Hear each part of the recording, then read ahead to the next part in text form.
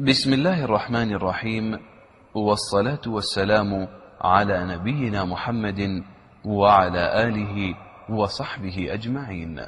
يسر إخوانكم في موقع دروس الإمارات أن يقدموا لكم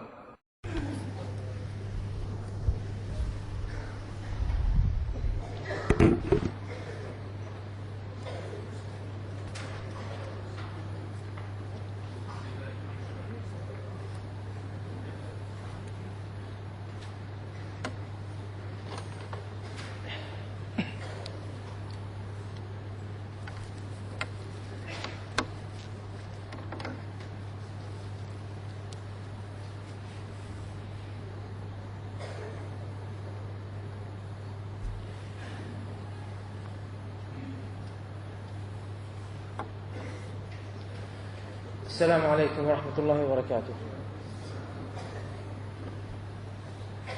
إن الحمد لله نحمده ونستعينه ونستغفره ونعوذ بالله من شرور أنفسنا ومن سيئات أعمالنا. من يهده الله فلا مضل له ومن يضلل فلا هادي له، وأشهد أن لا إله إلا الله وحده لا شريك له، وأشهد أن محمدا عبد الله ورسوله صلى الله عليه وعلى آله وصحبه وسلم تسليما كثيرا. هذا الدرس أيها الأفاضل هو المتمم لصفة الصلاة التي شرعها نبينا عليه الصلاة والسلام لأمته، وقاعدتها في هذا الباب قوله عليه الصلاة والسلام: صلوا كما رأيتموني أصلي. وصلنا إلى السجود الثاني من الركعة الأولى،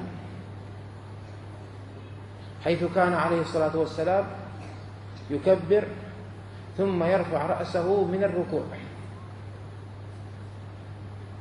هل ينهض مباشرة إلى الركعة الثانية أم أنه يجلس جلسة خفيفة ثم ينهض؟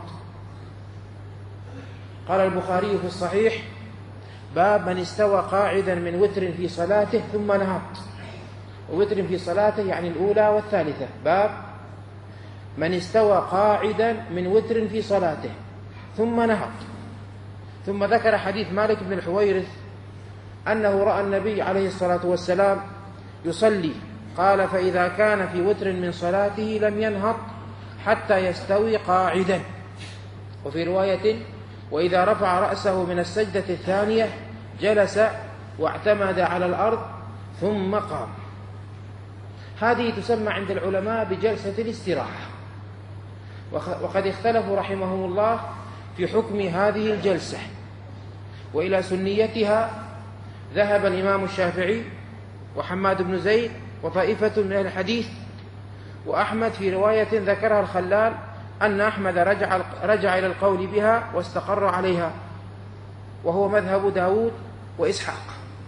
قال النووي رحمه الله في المجموع: قال: واعلم أنه ينبغي لكل أحد أن يواظب على هذه الجلسة لصحة الأحاديث فيها وعدم المعارض الصحيح لها.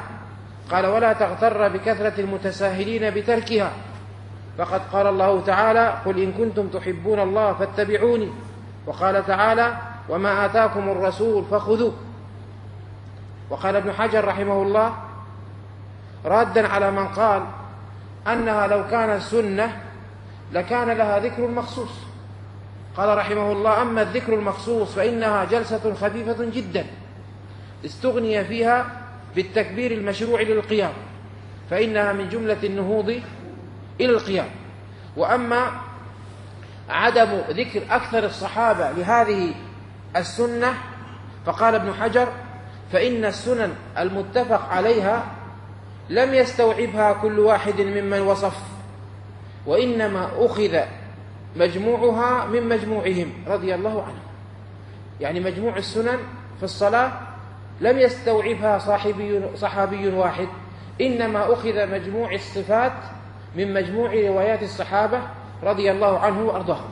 قال ابن باز عليه رحمة الله: قال: جلسة الاستراحة مستحبة للإمام والمأموم والمنفرد، وهي من جنس الجلسة بين السجدتين. قال: وهي جلسة خفيفة لا يشرع فيها ذكر ولا دعاء، ومن تركها فلا حرج، والأحاديث فيها ثابتة عن النبي صلى الله عليه وسلم من حديث مالك بن الحويرث ومن حديث أبي حميد الساعدي وجماعة من الصحابة رضي الله عنهم. هنا مسألة، إنما جعل الإمام ليؤتم به، فإذا كان الإمام لا يرى هذه الجلسة ولا يجلس، هل يشرع للمأموم أن يجلسها ثم يتبع الإمام أم لا؟ قال النووي في المجموع: قال أصحابنا: ولو لم يجلس الإمام جلسة الاستراحة فجلسها المأموم جاز، ولا يضر هذا التخلف لأنه يسير. هل تشرع جلسة الاستراحة بعد النهوض من سجود التلاوة في الصلاة أم لا؟ الإمام يسجد ثم للتلاوة ثم ينهض، هل يجلس ثم يقوم أم يقوم مباشرة؟ قال النووي في المجموع: ولو سجد المصلي للتلاوة لم تشرع جلسة الاستراحة بلا خلاف. ثم كان عليه الصلاة والسلام ينهض معتمدا على الأرض إلى الركعة الثانية. قال البخاري: باب كيف يعتمد على الأرض إذا قام من الركعة، ثم ينهض معتمدا على الأرض. هذا مذهب مالك والشافعي وإسحاق، وحكاه ابن المنذر عن أحمد.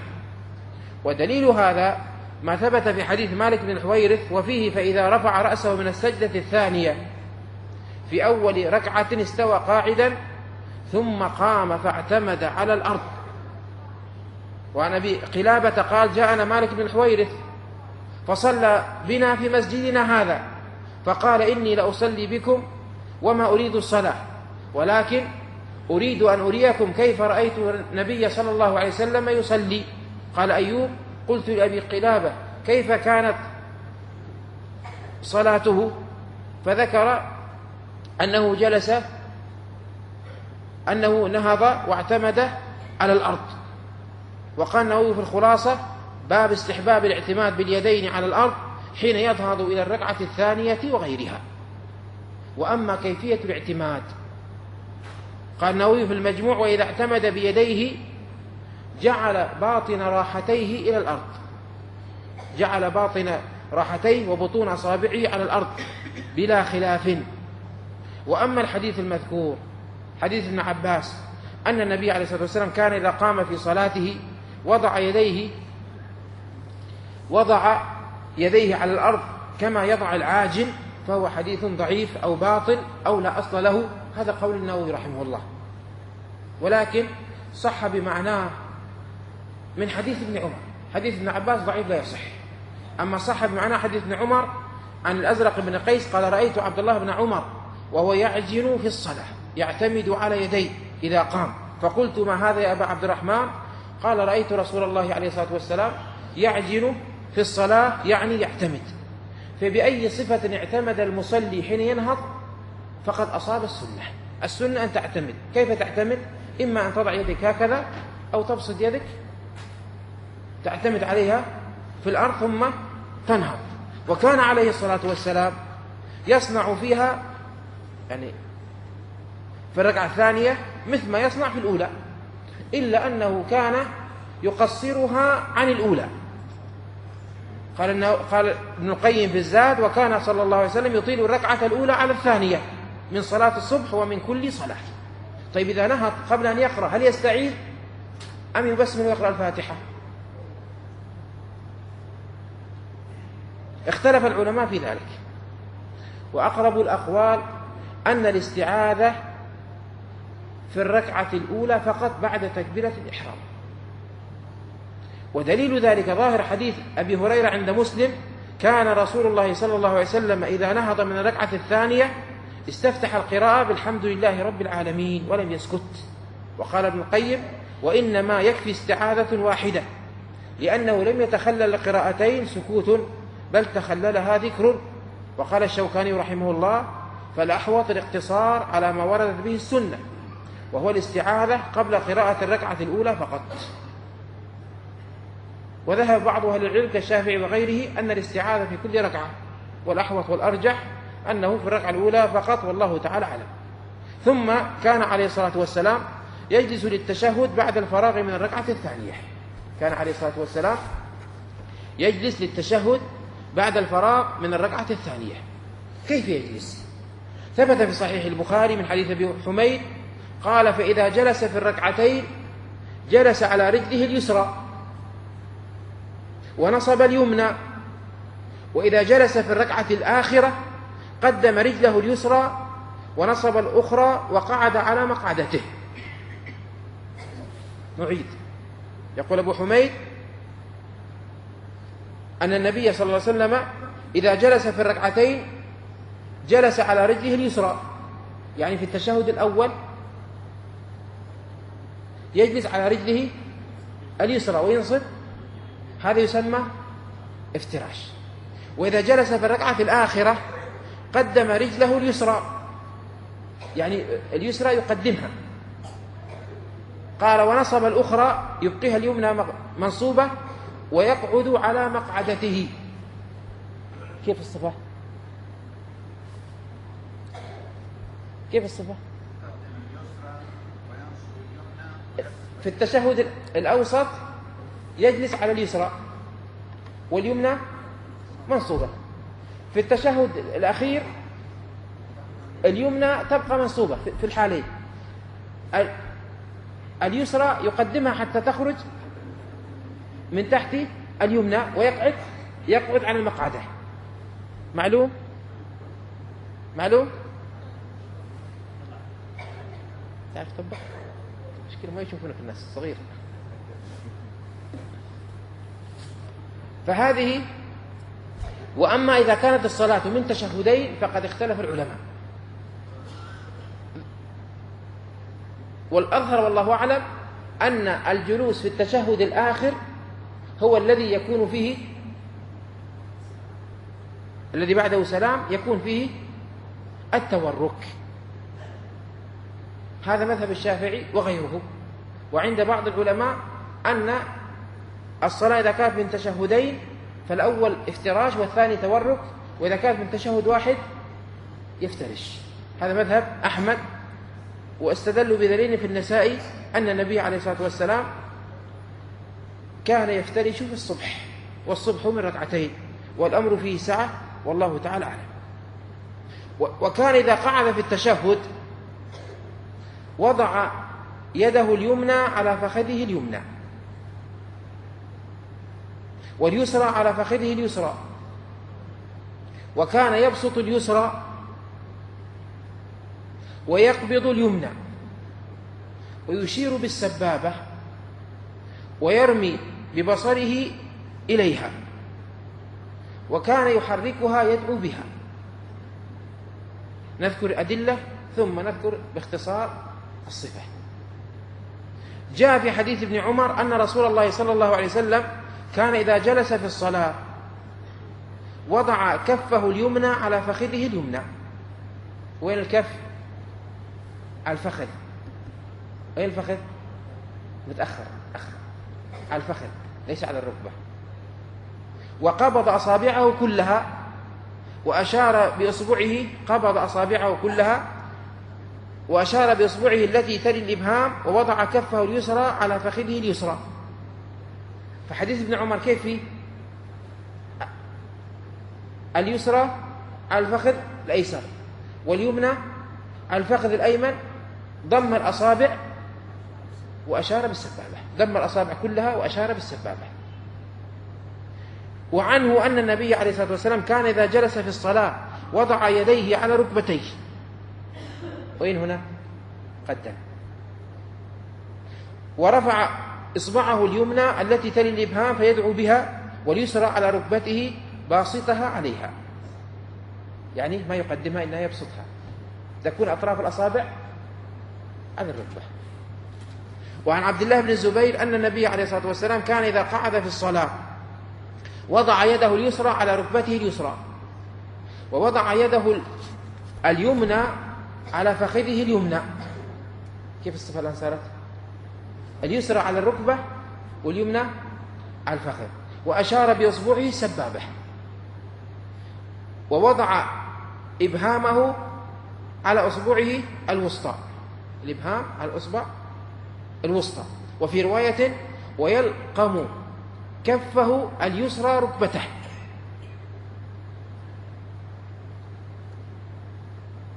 ويلقم كفه اليسرى ركبته، يعني يقدم اليسرى حتى يقبض الركبة. وعن وائل بن حجر قال ثم جلس فوضع يده اليسرى على فخذه اليسرى ومرفقه اليمنى على فخذه اليمنى.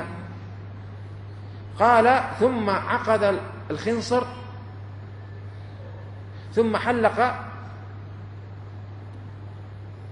هذا، ثم حلق الوسطى بالإبهام وأشاره، يعني عقد هذين، حلق الوسطى بالإبهام وأشاره بالسبابة. وفي رواية قال رأيت النبي عليه الصلاة والسلام حلق بالإبهام وأشار بالسبابة ورفع التي تليها يدعو بها في التشهد. وعند البيهقي ثم رفع أصبعه فرأيت يحركها يدعو بها. وعن نافع كان عبد الله بن عمر إذا جلس في الصلاة وضع يديه على ركبتيه وأشار بأصبعه وأتبعها بصره، ثم قال رسول الله صلى الله عليه وسلم لهي أشد على الشيطان من الحديد. وعن عبد الله بن الزبير أن النبي عليه الصلاة والسلام كان إذا تشهد وضع يده اليسرى على فخذه اليسرى ووضع يده اليمنى على فخذه اليمنى وأشار بإصبعه السبابة لا يجاوز بصره إشارته. فالصفات الآن: اليد اليسرى إما أن تضعها على الفخذ الأيسر أو تقدمها حتى تصل ركبة أو تنزلها فتلقم بها الركبة. الفخذ اليد اليسرى إما أن تضعها على الفخذ اليسرى أو تقدمها قليلا حتى توازي الركبة أو تقدمها وتنزلها وتقبض بها على الركبة. واليد اليمنى إما على الفخذ وإما تقدمها على الركبة. وهنا إما أن تقبض هكذا، إما أن تقبض هكذا تضم كل أصابع ويكون هذا على هذه وتشير بهذه، أو أنك تحلق بين الإبهام والسبابة وتشير بالسبابة. في حديث ابن عمر يشير، وفي حديث مالك بن حويرث يحركها يدعو بها، وفي حديث ابن عمر رمى بصره إليها. فهنا إما أن تشير وإما أن تحلق وتحرك.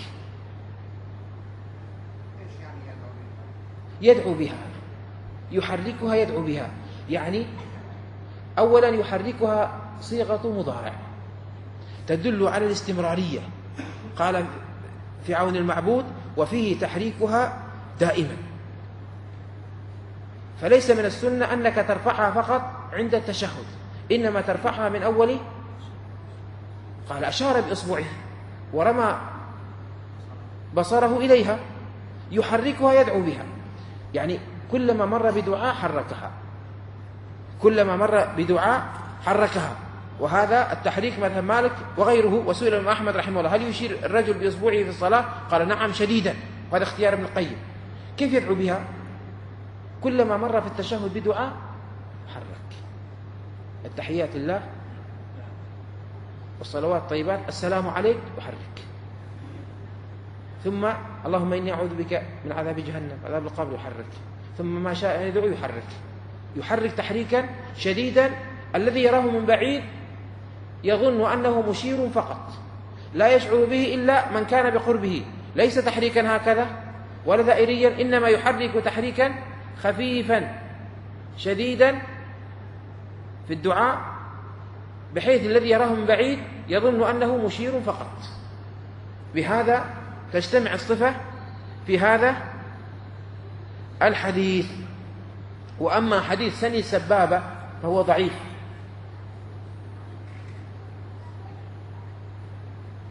ثم كان عليه الصلاة والسلام يقرأ في كل ركعتين التحية. كان عليه الصلاة والسلام يقرأ في كل ركعتين التحية، وكان يصلي على نفسه في التشهد الأول وغيره، وشرع ذلك لأمته. فالتشهد الأول فيه صلاة على النبي عليه الصلاة والسلام كما في التشهد الآخر، والتشهد الأول حكمه واجب، فمن تركه جبره سجود السهو.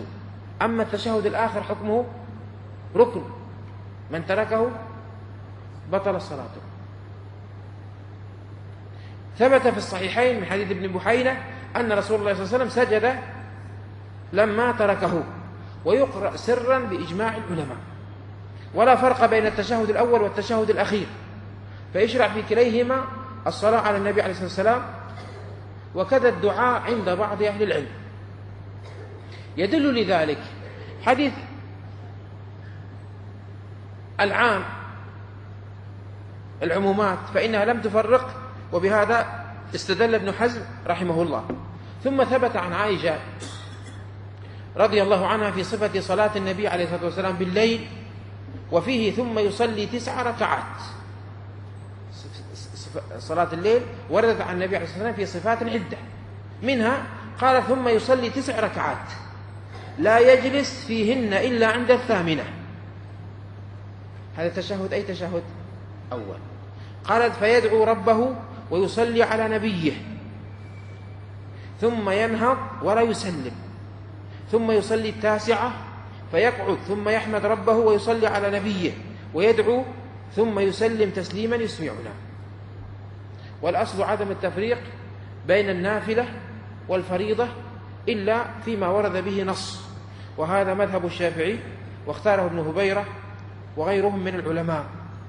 وأما الدعاء فعن ابن مسعود قال كنا لا ندري ما نقول في كل ركعتين غير أن نسبح ونكبر ونحمد ربنا، وأن محمدا عليه الصلاة والسلام علم فواتح الخير وخواتمه، فقال إذا قعدتم في كل ركعتين فقولوا التحيات لله والصلوات والطيبات، السلام عليك أيها النبي ورحمة الله وبركاته، السلام علينا وعلى عباد الله الصالحين، أشهد أن لا إله إلا الله وأن محمدا عبده ورسوله، ثم ليتخير من الدعاء أعجبه إليه. فذكر الدعاء في التشهد الأول. وأما حديث ابن مسعود أن النبي عليه الصلاة والسلام كان في الركعتين الأوليين كأنه على الرطف، أي على الحجارة المحمية، قال قلت حتى يقوم، قال حتى يقوم. هذا رواه السنن ولكنه حديث ضعيف، ضعفه النووي رحمه الله وغيره من الأئمة. وكذا حديث كان لا يزيد في الركعتين على التشهد، حديث منكر. ثم كان يكبر للثالثة بعد انتهاء التشهد، ويقوم ويرفع يديه بعد أن يستوي قائما. متى يكبر؟ يكبر وهو في الأرض حين إرادة القيام، ثم يرفع يديه بعد أن يستوي قائما. جاء في حديث أبي هريرة أن النبي صلى الله عليه وسلم كان إذا أراد أن يسجد كبر ثم سجد، وإذا قام من القعدة كبر ثم قام، وإذا قام من القعدة كبر ثم قام. وأما رفع اليدين فقال البخاري باب رفع اليدين إذا قام من الركعتين. ثم ذكر حديث ابن عمر كان إذا دخل في الصلاة كبر ورفع يديه، وإذا ركع رفع يديه، وإذا قال سمع الله لمن حمده رفع يديه، وإذا قام من الركعتين رفع يديه. وقال في رواية كان لا يفعل ذلك حين يسجد ولا حين يرفع رأسه من السجود.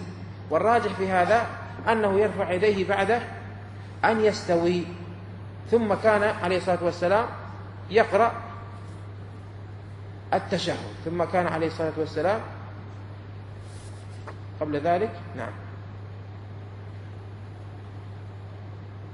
ثم يكبر للثالثة بعد الانتهاء من التشهد، ويقوم ويرفع يديه حتى يستوي قائما. ثم كان يقرأ التشهد عليه الصلاة والسلام. والتشهد الأخير ركن، وكذا الجلوس له ركن. هذا مذهب أكثر العلماء رحمهم الله. قال ابن مسعود في الصحيحين كنا نقول قبل أن يفرض علينا التشهد، ولقوله عليه الصلاة والسلام إذا قعد أحدكم في صلاته فليقل التحيات لله. والتشهد له صيغ كثيرة، والسنة العمل بالجميع. أصح حديث في التشهد هو حديث ابن مسعود.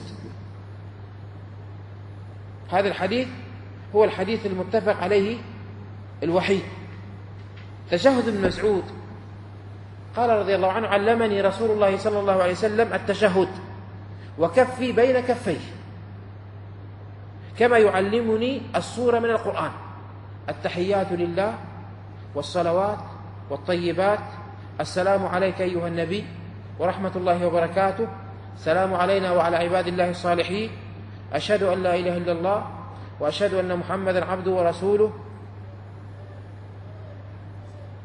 قال: وهو بين ظهرانينا، فلما قبض قلنا: السلام على النبي. قال الترمذي: حديث ابن مسعود روي عنه من غير وجه، وهو أصح حديث روي في التشهد، والعمل عليه عند أكثر أهل العلم من الصحابة ومن بعدهم. وقال ابن حجر: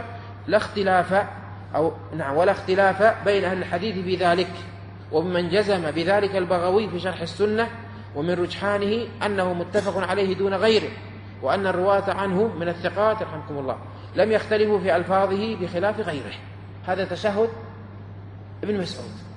هناك تشهد ابن عباس قال: كان رسول الله صلى الله عليه وسلم يعلمنا التشهد كما يعلمنا السورة من القرآن، فكان يقول: التحيات المباركات الصلوات الطيبات لله، السلام عليك أيها النبي ورحمة الله وبركاته، السلام علينا وعلى عباد الله الصالحين، أشهد أن لا إله إلا الله وأشهد أن محمد رسول الله، وفي رواية عبده ورسوله. هذا الحديث رواه مسلم، وهذا اختيار الإمام الشافعي عليه رحمة الله. ثم تشهد ابن عمر عن رسول الله صلى الله عليه وسلم أنه قال في التشهد: التحيات لله والصلوات والطيبات، السلام عليك أيها النبي ورحمة الله. قال ابن عمر: زدت فيها وبركاته. هذه أخذها من غيره من الصحابة: السلام علينا وعلى عباد الله الصالحين، أشهد أن لا إله إلا الله. قال ابن عمر: زدت فيها وحده لا شريك له، وأشهد أن محمدا عبده ورسوله.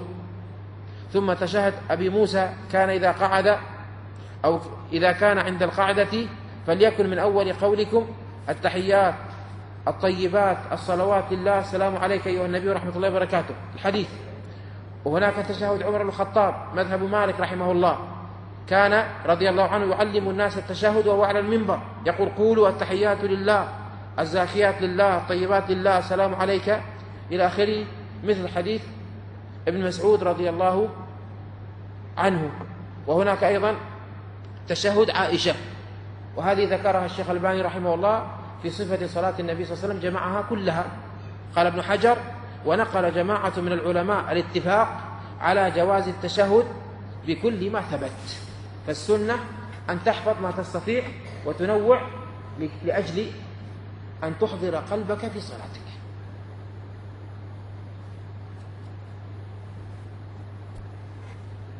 ثم كان عليه الصلاة والسلام يصلي بعد التشهد على النبي عليه الصلاة والسلام، واختلف العلماء في حكمها، منهم من قال أنها ركن، ومنهم من قال أنها سنة، ومنهم من قال أنها واجبة. ثلاثة أقوال العلماء، وكثير منهم يرجح السنية. ثم كان عليه الصلاة والسلام يستعيذ من 4 ويدعو بأدعية متنوعة. الاستعاذة من 4: من عذاب القبر، ومن عذاب النار، وفتنة المحيا والممات، وفتنة المسيح الدجال. هذه سنة عند بعض أهل العلم، واجب عند الآخرين، واختلفوا فيها هل هي سنة أم واجبة. دليلها قول النبي عليه الصلاة والسلام: إذا فرغ أحدكم من التشهد الآخر فليتعوذ بالله من 4. يعني هذا الاستعاذة تكون في التشهد الآخر فقط، من عذاب جهنم، ومن عذاب القبر، ومن فتنة المحيا والممات، ومن شر المسيح الدجال. وفي حديث أبي هريرة: إذا تشهد أحدكم فليتعوذ من 4 ثم يدعو لنفسه ما بدا له. وأما الدعاء فإنه يسن للإنسان أن يدعو بما يحب، لقول ابن مسعود في حديثه: ثم ليتخير من الدعاء أعجبه إليه، متفق عليه. وفي رواية: ثم ليتخير بعد من المسألة ما شاء أو أحب.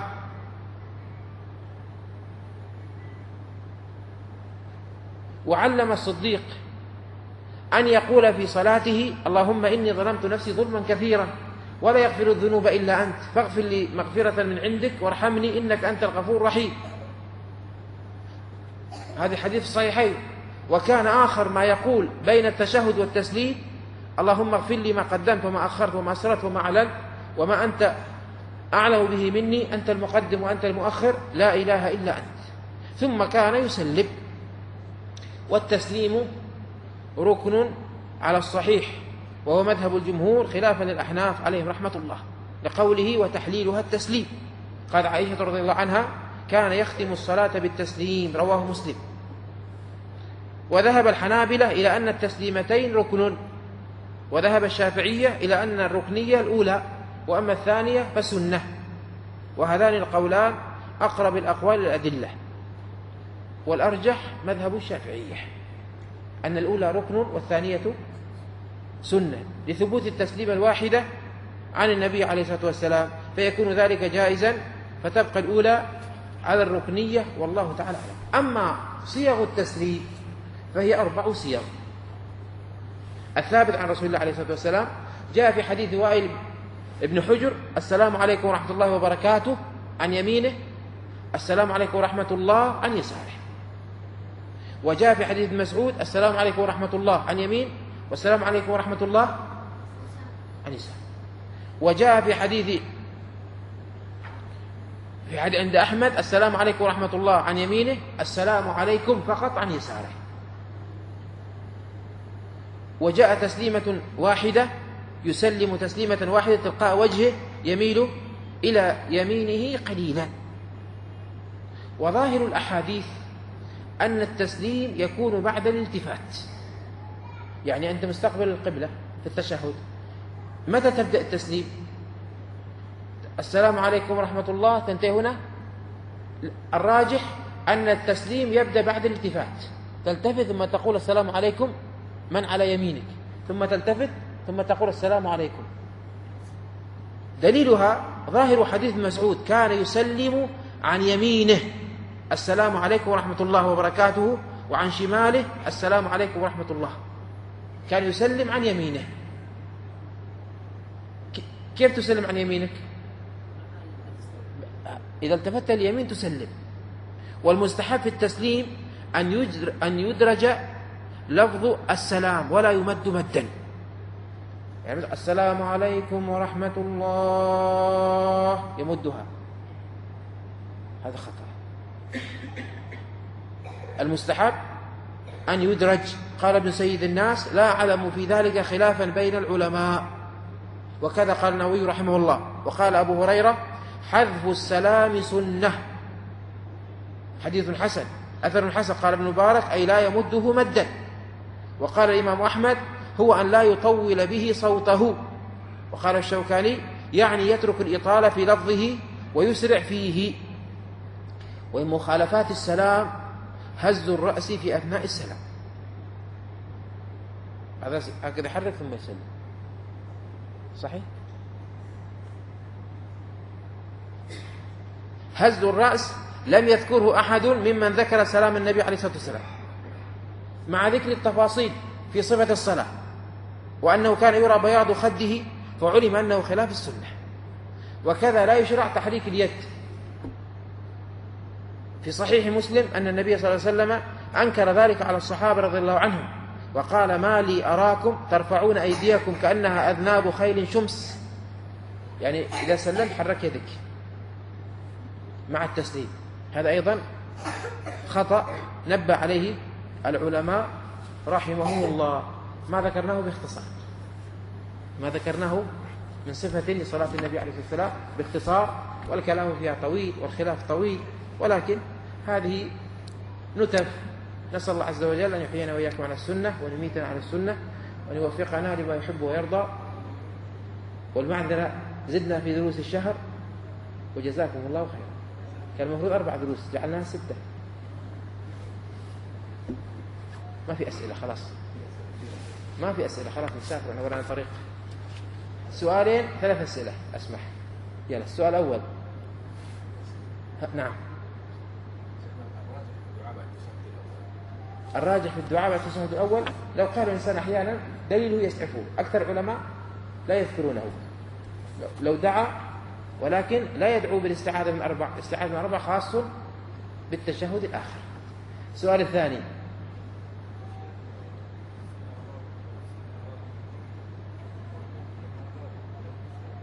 هذا درس ماضي قلنا السنة الراجح أن المأموم يقول سمع الله لمن حمده كما يقول الإمام، وإذا لم يقل المأموم ذلك رفع رأسه من الركوع بلا ذكر، إنما قال ربنا ولك الحمد. ولكن لو اتبع من قال بالعلماء بهذا لا شك صلاته صحيحة، ما نتكلم عن صلاة صحيحة. إنما مذهب الأكثر وهو مذهب الشافعي نصره الإمام النووي بقوة في المجموع أن المأموم يقول سمع الله لمن حمده، ولكن لو تركها وقال ربنا ولك الحمد صلاته صحيحة. السؤال الأخير. نعم نعم. التشهد وصفنا لكم هذه من أول التشهد الأخير حتى السلام، ترمي ببصرك إليها ثم تدعو. الآن التشهد الأخير في أكثر من دعاء، أكثر الدعاء في التشهد الأخير، فتبقى تدعو اللهم اغفر لي، اللهم ارحم والدي، اللهم تقبل مني، اللهم أعني، تحركها حتى تنتهي. السلام عليكم ورحمة الله، تنزل يدك. واسطة ها؟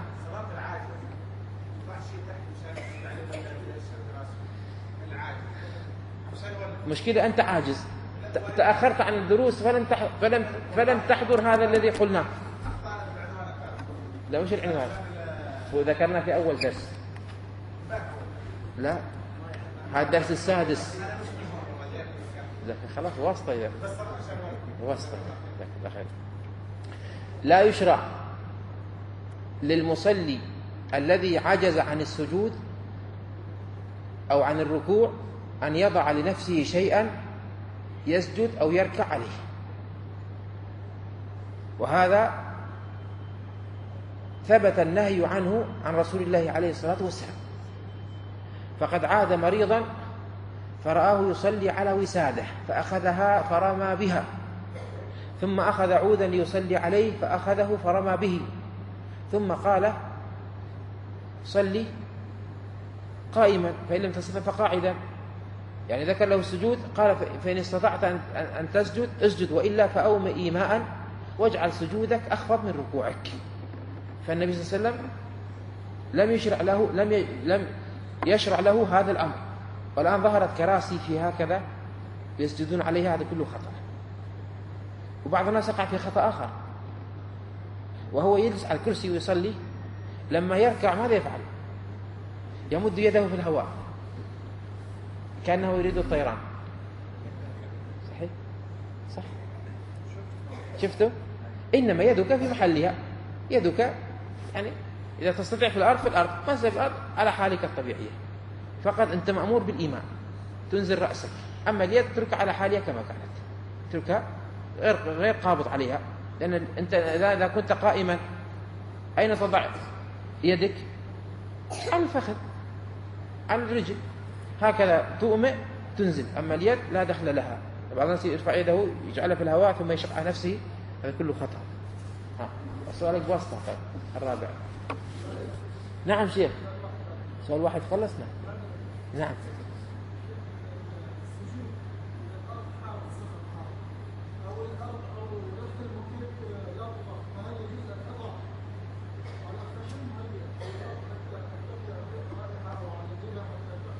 يقول الشمس حارة ولو سجدت في الأرض. قال عمار في صحيح مسلم شكونا إلى رسول الله صلى الله عليه وسلم حر الشمس في جباهنا وأيدينا فلم يشكنا، يعني لم يقبل منا الشكوى، لم يعطينا رخصة. العلماء يقولون الشيء المتصل بك لا تضعه، إنما تضع شيئا منفصلا. يعني غطرتك هذه تضع أمامك تسجد عليه ما في بس. أما أنت في الصلاة وتضع، هذا مكروه عند العلماء، هذا يكره عند العلماء رحمهم الله.